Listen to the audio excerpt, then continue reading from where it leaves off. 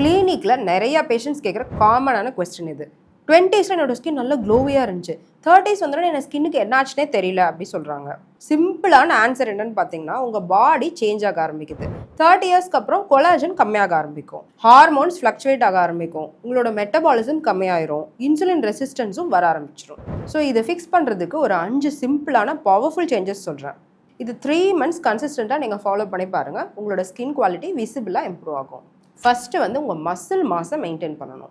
நிறைய பேர் என்ன நினைக்கிறாங்கன்னா, ஸ்கின் கேர்னாவே சீரம் அப்ளை பண்ணால் போதும், க்ரீம் போட்டால் போதும் அப்படின்னு நினைக்கிறாங்க. பட் 30 வயசுக்கு அப்புறம் ஒரு வருஷமும் உங்களோட மசில் மாஸ் கம்மியாயிட்டே வரும்.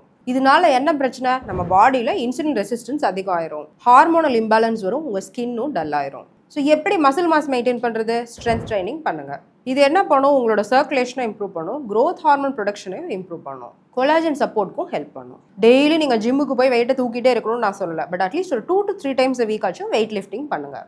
செகண்ட் பார்த்தீங்கன்னா, 30 இயர்ஸ்க்கு அப்புறம் நம்ம பாடியில் கொலாஜன் பிரேக் டவுன் அதிகம் ஆயிரும். இந்த கொலாஜன் பிரேக் டவுனை அதிகமாக்குற இந்த 3 விஷயத்தை கண்டிப்பாக அவாய்ட் பண்ணுங்கள். Sugar, sun, stress. Collagen rich diet எடுத்துக்கோங்க. எல்லா மீல்லையும் ப்ரோட்டீன் இருக்க மாதிரி பார்த்துக்கோங்க. விட்டமின் சி அதிகமாக இருக்கிற ஆம்லா, லெமன், கோவா இதெல்லாம் வந்து டைரெக்டாக கொலாஜன் ப்ரொடக்ஷனுக்கே ஹெல்ப் பண்ணும். ஜிங்க் நிறையா இருக்கிற பம்ப்கின் சீட்ஸ், ஒமேகா 3 நிறையா இருக்கிற வால்நட், ஃப்ளாக்ஸ் சீட் இதெல்லாம் வந்து கொலாஜன் பிரேக் டவுன் ஆகாமல் ப்ரொடெக்ட் பண்ணும். தேர்ட் வந்து இன்சுலின் ரெசிஸ்டன்ஸை கம்மி பண்ணுறது. இன்சுலின் ரெசிஸ்டன்ஸ் இருந்தால் உங்களுக்கு வெயிட் கெயின் வரும், நெக்கில் இருக்கிற ஸ்கின்னு டார்க் ஆயிரும், ஃபேஸ் ஸ்கின் டல் ஆயிரும், ஆக்னி கூட வரும். எப்படி இன்சுலின் ரெசிஸ்டன்ஸை ரிவர்ஸ் பண்ணுறது? ஒரு மீலுக்கு அப்புறம் அட்லீஸ்ட் ஒரு 10 to 15 minutes ஆச்சும் வாக்கிங் போகிற மாதிரி பார்த்துக்கோங்க. ரீஃபைன் கார்ப்ஸு, ஃப்ரைட் ஐட்டம்ஸ் இதெல்லாம் கம்மி பண்ணிட்டு ஹோல் கிரெயின்ஸ், ப்ரௌன் ரைஸ், நம்ம ஊர் சிறுதானியம் லைக் கம்பு, ராகி இதெல்லாம் உங்கள் டயட்டில் நிறைய இன்க்ளூட் பண்ணிக்கோங்க. இந்த மாதிரி ஹோல் கிரெயின்ஸ் என்ன பண்ணணும்னா குளுக்கோஸை ஸ்லோவாக ரிலீஸ் பண்ணும், அதனால இன்சுலின் ரெசிஸ்டன்ஸ் கொஞ்சம் கொஞ்சமாக கம்மியாக ஆரம்பிச்சிடும். உங்கள் டயட்லையும் ஃபைபர் இன்டேக்கை இன்க்ரீஸ் பண்ணுங்கள். நம்ம ஊரில் இருக்கிற கீரைங்க, முருங்கைக்கீரை, அரைக்கீரை, வெஜிடபிள்ஸ் லைக் பீக்கங்காய், புடலங்காய், வெண்டைக்காய் இதுலலாம் ஃபைபர்ஸ் நிறையா இருக்குது. ஸோ இதெல்லாம் உங்கள் டயட்டில் இருக்க மாதிரி பார்த்துக்கோங்க. ஃபோர்த் வந்து உங்கள் ஸ்லீப்பை ஃபிக்ஸ் பண்ணுங்கள். லேட் நைட் ஆனாவே செல்ஃபோன் ஸ்க்ரோல் பண்ணாமல் நம்ம தூங்குறதே இல்லை.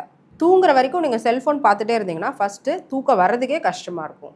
அதை தாண்டியும் நீங்கள் தூங்க ஆரம்பிச்சிங்கனாலும் டீப் ஸ்லீப் போகிறதுக்கே கஷ்டமாக இருக்கும். ஸோ தூங்குறதுக்கு 1 hour முன்னாடி ஸ்க்ரீன் டைமை கண்டிப்பாக அவாய்ட் பண்ணுங்கள். டீப் ஸ்லீப் போகிறப்ப தான் க்ரோத் ஹார்மோன் ரிலீஸ் ஆகும். இந்த க்ரோத் ஹார்மோன் வந்து கொலாஜன் பிரேக் டவுனை கம்மி பண்ணி ஸ்கின் ரிப்பேருக்கும் ஹெல்ப் பண்ணும். நீங்கள் தூங்குற ரூம் டார்க்காக இருக்க மாதிரி பார்த்துக்கங்க. ஒரு கன்சிஸ்டண்ட்டான ஸ்லீப் ரொட்டீனை மெயின்டைன் பண்ணுங்கள். ஒரே டைமுக்கு தூங்கி எந்திரிக்கிறதுக்கு ட்ரை பண்ணுங்கள். ஒரு 1/2 hour முன்ன பின்னா இருந்தால் பரவாயில்ல. பெஸ்ட் ஆன்டி ஏஜிங் ட்ரீட்மெண்ட் என்னன்னு கேட்டிங்கன்னா அது டீப் ஸ்லீப் தான்.